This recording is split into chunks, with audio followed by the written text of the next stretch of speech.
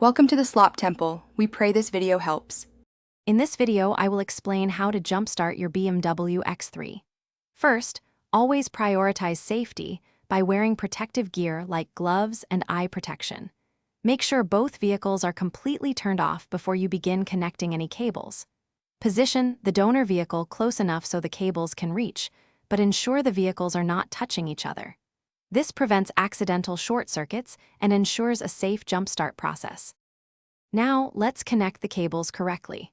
First, take the red positive cable and attach one end to the positive terminal of your BMW X3's dead battery. Next, connect the other end of the red positive cable to the positive terminal of the donor vehicle's battery. Then, take the black negative cable and connect one end to the negative terminal of the donor battery.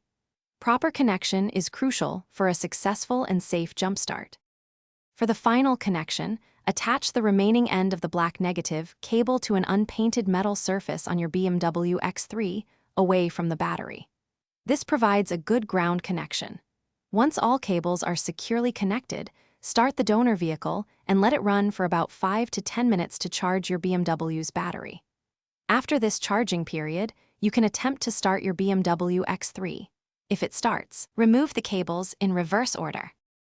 After successfully jump-starting your BMW X3, it's important to drive it for at least 20 minutes to allow the alternator to fully recharge the battery.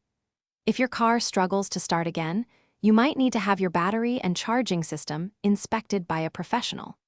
Remember to check the description for a link to the Echo Dot smart speaker and other great deals. This helps ensure your vehicle remains reliable and prevents future starting issues, keeping you safely on the road. Thanks for watching. Consider subscribing if we helped you.